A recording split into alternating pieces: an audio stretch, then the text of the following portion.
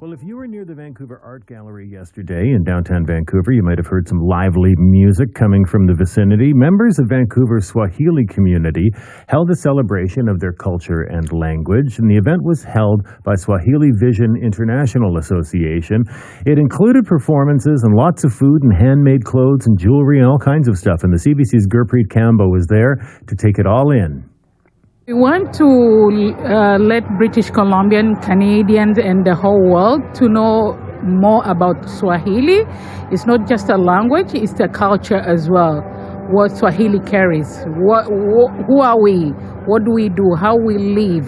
And we want our language to grow more, which is growing very fast. It's one of the biggest languages spoken in Africa.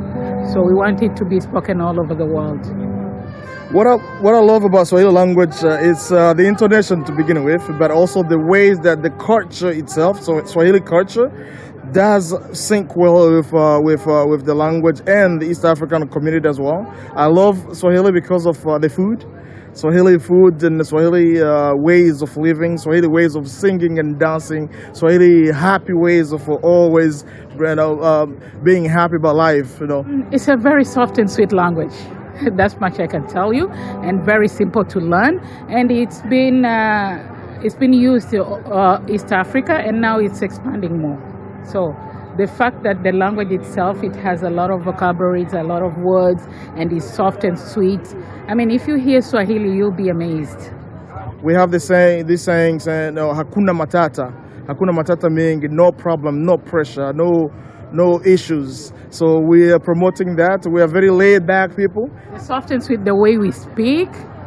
Our culture, we are very welcoming, we are very calm people, we are very loving people, and our language goes with the reason. I have to meet you for the first time. I can say habari yako, which means how are you? So it's habari yako. It's the way it's pronounced, that's the way it is written. Habari yako means you, how are you? Hujambo, you see how it sounds? Siku njema, wishing you the very best of the day. So Swahili community in Vancouver, it's a little tricky. So we think about over 5,000 people who are Swahili speaking live here in Vancouver. But Swahili being a country, language that is spoken in more than 14 countries, there are people who use Swahili as their first language. There are those who use it as second language, even sometimes tertiary language. But all of them do identify themselves as Swahili-speaking people.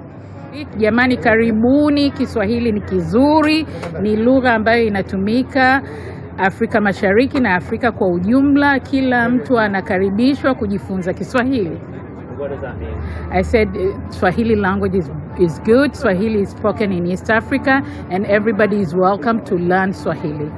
This is a hand-beaded bracelet made from check beads. So it's got stripes going all across the bracelet. We have yellow, black, blue, and green to represent the colors that are found on the Tanzanian flag. This one is Burundi. This one, you can see this beautiful design is like a dress I made myself. She puts each bead in one by one, and it forms a design at the end of the design, depending on what pattern she follows as she's beading them. I'm here with Zanzibar Snacks. We're selling some Swahili Tanzanian food. Tanzanian food, it's hard to describe, but it's very similar to I would say it's a fusion between African foods and it has a lot of influences from Mediterranean culture. Tanzania has a lot of background from Arabic and Portuguese cultures, and of course because of colonization from German cultures.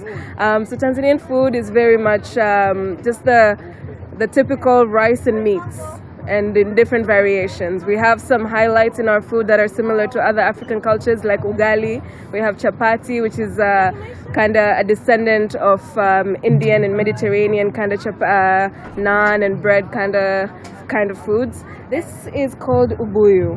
It's a Tanzanian snack. It's kind of our candy, actually. It's from seeds of a baobab tree that have been slightly dyed and spiced, and it's what we eat As kids, the adults love it as well. The texture is kind of velvety, and imagine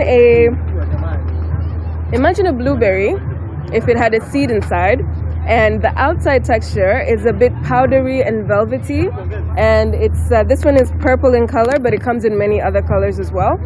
It's a little seed, and you kind of plop it in, and